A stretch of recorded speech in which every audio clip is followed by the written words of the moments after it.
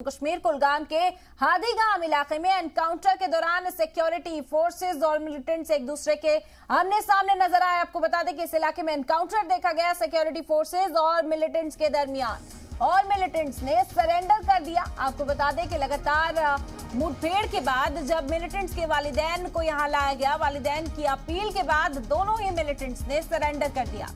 दोनों मिलिटेंट के पास से भारी मिकदार में हथियार और गोला बारूद भी बरामद किए गए हैं। आपको बता दें कि दोनों ही मकामी मिलिटेंट्स थे, कुछ वक्त पहले ही दहशतगर्दाना सरगर्मियों में मुलव्विस हुए थे, और जब फौज ने उन्हें सरेंडर करने को कहा तो फिर मुठभेड़ यहां पर देखने को मिली, एनकाउंटर देखने को मिला। और जब उनके वालिदैन को मौके पर लाया गया, वालिदैन की अपील के बाद दोनों ही मिलिटेंट्स ने सरेंडर करने का फैसला लिया। उन्होंने अपने हथियार डाल दिया। आपको बता दें कि उनके पास से भारी मिकदार में हथियार बरामद हुए हैं, गोला बारूद उनके पास से बरामद हुआ है। तो ये बड़ी कामयाबी फौज के लिए, दो मिलिटेंट्स को सरेंडर करने पर फौज ने मजबूर किया। बड़ी कामयाबी के तौर पर फौज इसे देख रही है। लगातार बौखलाहट दहशतगर्दों की, और वो लगातार नौजवानों को भी अपनी ओर राग़िब करने में कामयाबी हासिल कर रहे हैं। लेकिन इन तमाम कोशिशों को नाकाम करती हुई सिक्योरिटी फोर्सेस यहां पर नजर आ रही है। आपको बता दें कि वालिदैन की अपील के बाद दोनों ही मिलिटेंट्स ने सरेंडर कर दिया। दोनों की तहवील से भारी मिकदार में गोला बारूद और हथियार बरामद किए गए हैं।